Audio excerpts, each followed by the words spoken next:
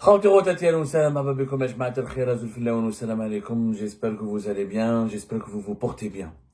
Il y a de cela 3 jours, je crois maintenant 4 jours, le 16 mai dernier, on a fait des révélations fracassantes sur un scandale politico-judiciaire qui est étouffé et dissimulé par les autorités algériennes, notamment les autorités judiciaires, parce qu'il ébranle de plein fouet le ministère algérien de la Justice.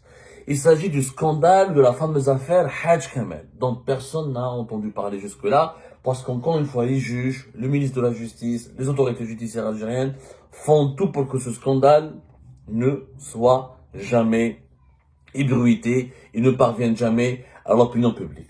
De quoi il s'agit? 3 directeurs centraux du ministère de la Justice ont été emprisonnés en compagnie de ce Haj Kamel au début du mois d'avril dernier pour une affaire de corruption et de trafic d'influence. Ce Haj Kamel, comme on l'a décrit dans notre dernière émission, et dans notre précédente émission plutôt, est le maestro, le baron, le maître de la corruption au sein de l'appareil judiciaire algérien. C'est lui qui était l'intermédiaire et le négociateur entre des personnalités sulfureuses, les barons du crime organisé, des mafieux, des délinquants, des personnalités impliquées dans des affaires de corruption. Il négocie pour elles des remises de peine, des levées de mandat d'arrêt, des levées de mandat de recherche ou des verdicts, on va dire, complaisants lorsqu'elles faisaient l'objet, lorsque ces personnalités mafieuses faisaient l'objet de poursuites judiciaires. Et en contrepartie, les juges touchaient des pots de vin et des cadeaux en nature, ou des cadeaux assez onéreux plutôt, et des pots de vin que Haj Kamel se chargeait de leur remettre de la part de ces mafieux ou de ces corrompus. Donc il était le corrupteur du juge. Haj Kamel était le corrupteur des juges. On a expliqué lors de la dernière émission qui était ce Haj Kamel. On a expliqué son identité, et on a expliqué surtout son rôle et ses activités. Haj Kamel, en réalité, il n'est pas connu parce que c'est quelqu'un qui est toujours resté dans l'ombre. Vous savez, ce genre de tractation, ce genre de trafic, de corruption, quand ça touche l'appareil judiciaire, ça ne peut pas s'ébruiter. C'est pas de l'enrichissement illicite de façon aussi éclatante, c'est pas de l'industrie, c'est pas de l'assurance, c'est pas de la banque, c'est pas de l'immobilier. L'appareil judiciaire, tout ce qui touche à la justice, comme tout ce qui touche à l'armée, doit rester sombre, doit être opaque, doit être caché et secret. Et comme lui, son efficacité, justement, il était efficace et redoutable parce qu'il n'était pas connu. Personne ne le connaissait. Et pourtant, c'était un personnage public, à un moment donné, puisqu'il était le manager général de l'équipe d'Al-Harrach. L'USMH Al-Harrach, qui est l'équipe de football de la ville du quartier d'Al-Harrach, l'un des clubs de football algérois les plus populaires du pays et l'un des clubs de football les plus connus du pays. Mais sa courte expérience à Al-Harrach s'est soldée par un échec et par plusieurs scandales. Parce qu'entre 2014 et 2015, il a eu des problèmes de discipline, il s'est disputé avec le président du club de Chlef, il a eu des problèmes avec la Fédération algérienne de football, les supporters de Al-Harrach, une partie d'entre eux ne l'ont jamais apprécié, ne l'ont jamais aimé, certains le considèrent comme l'artisan de l'échec de l'équipe de Al-Harrach, qui n'a jamais réussi à se professionnaliser, à progresser, contrairement au CRB et à l'USMA ou à Mouloudia ou d'autres clubs d'Alger. C'était un personnage sulfureux dans le monde du football. Mais personne ne savait, ne connaissait l'autre facette cachée de Haj Kamel. Haj Kamel, il a des connexions avec la justice.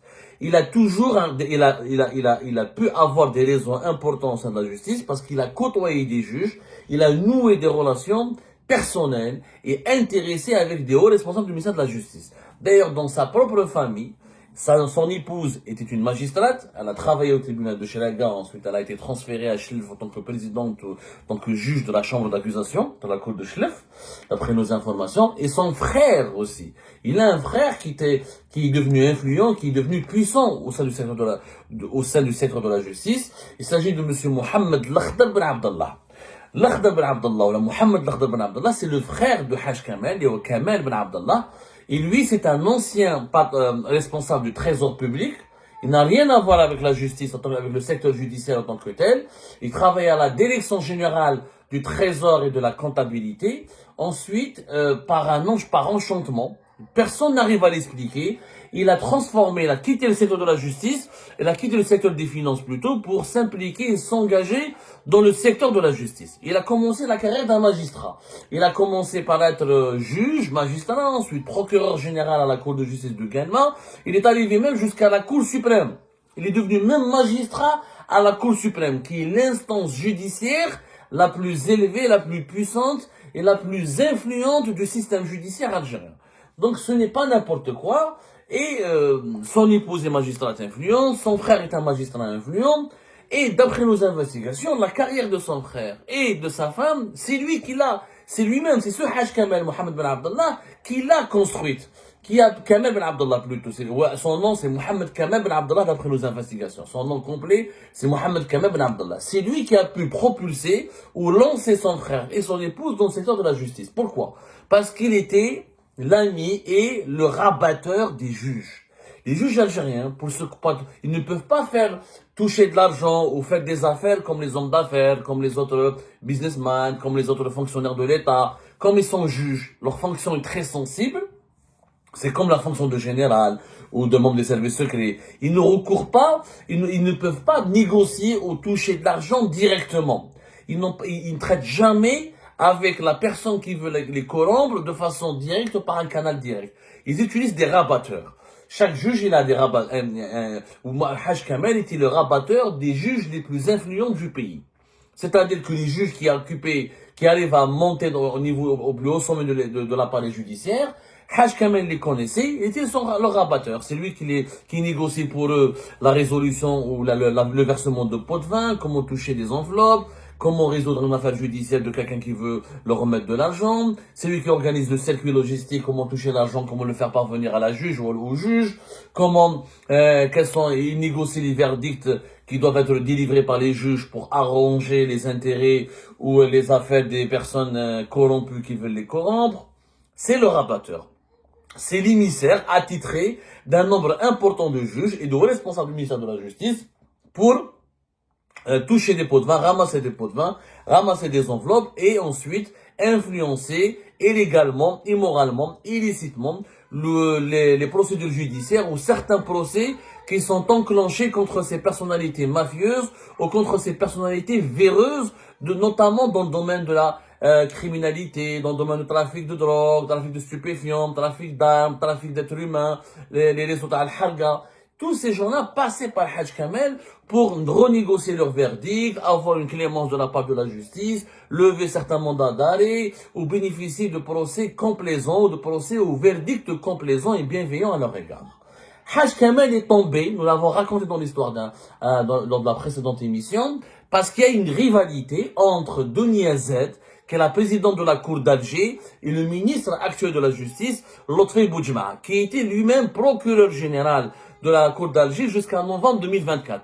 Quand il était procureur général, il avait une rivalité directe avec Dounia Z Guelleti. Dounia Z Guelleti, la dernière fois, on lui a attribué un bon rôle. Et notre émission n'était pas assez précis dans cette histoire. On s'est un peu trompé sur certains détails. Nous, on avait affirmé lors de la précédente émission que c'était Dounia Z Guelleti qui avait enclenché les poursuites judiciaires et qui avait été l'artisan de la chute de ce maître de la corruption au sein de l'appareil judiciaire algérien. Ce qui n'est pas vrai. D'après nos dernières investigations, nous avons recoupé et revérifié nos informations.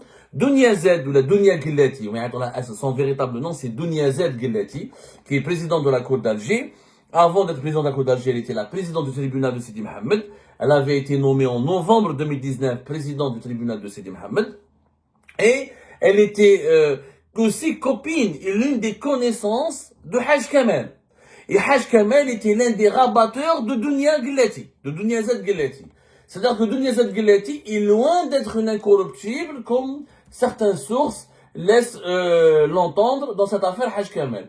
En réalité, d'après nos dernières vérifications, c'est le ministre de la Justice, Lotfi Boudjma, qui, pour se venger contre Dounia Z Guelleti, qui était sa concurrente, Dounia Z Guelleti, c'est elle qui était pressentie pour devenir ministre de la Justice. Et je vais vous expliquer pourquoi. Quand Lotfi Boudjma, pour se venger contre Dounia Z Guelleti, pour l'affaiblir et pour l'empêcher de le concurrencer, c'est lui qui a déclenché l'affaire Haj Kamel et c'est lui qui a demandé à la gendarmerie nationale de lancer une enquête, de lancer les investigations et de procéder aux vérifications, aux arrestations nécessaires pour le faire tomber et pour ensuite l'inculper et l'emprisonner. Alors là, des explications s'imposent. Dounia Z Guelleti est un personnage influent du ministère de la Justice et du secteur de la justice. Pourquoi? Parce qu'elle est la fille de Ammar Guellati. Son père, Ammar Guellati, est un ami intime d'Abdelmajid Tebboune. Pourquoi? Parce que les deux ont travaillé pendant des années dans le secteur de l'habitat. Le père de l'actuel président de la Cour d'Alger depuis mai 2023, elle a été promue depuis août 2023, elle a été installée à la tête de la Cour d'Alger. Auparavant, en novembre 2019, elle était installée à la tête du tribunal de Sidi Mohamed, qui est le tribunal le plus important du pays. On l'appelle d'ailleurs le tribunal de l'État.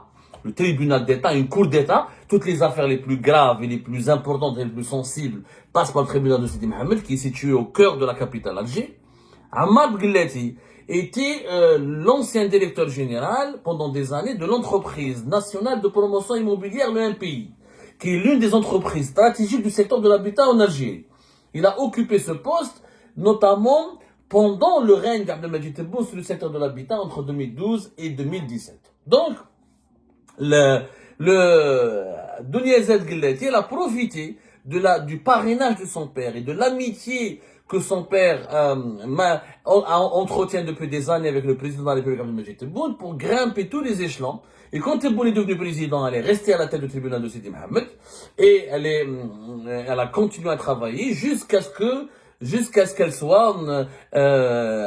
obtienne une promotion inédite de président de la Cour d'Alger, qui est la cour de justice la plus importante du pays.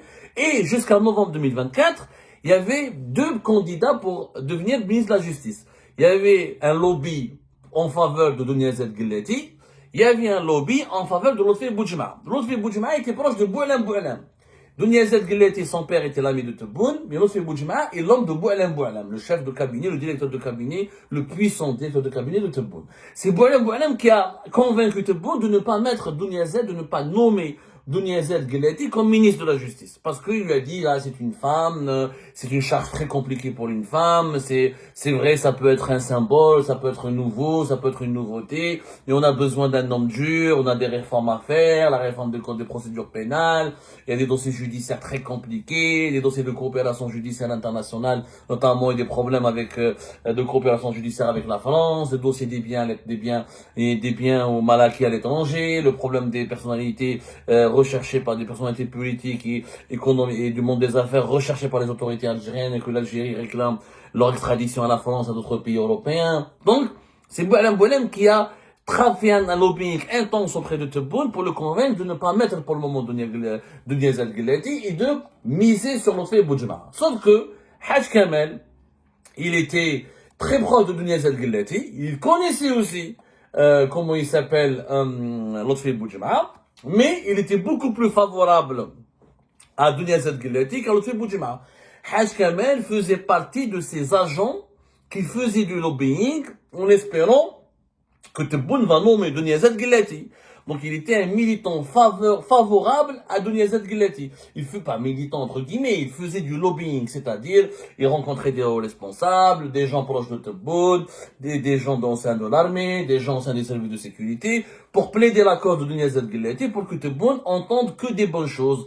Et pour que Tebboune ne lui parvienne, parce que quand on est candidat au poste de ministre, il y a ce qu'on appelle les enquêtes d'habilitation, qui sont faites par la gendarmerie, les services secrets, la DGSN, donc Tebboune, il s'appuie sur ses rapports de sécurité, ensuite il s'appuie sur quand il consulte des amis à lui, des personnes qui viennent le voir, qui lui disent, ah, Dounia Zed Guellati, elle est bien, c'est une femme compétente, elle honore la justice algérienne, etc.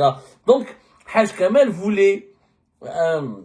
il faisait campagne dans les coulisses du régime algérien en faveur de Dounia Zed Guellati. Et il faisait campagne en défaveur de Lotfi Boudjema.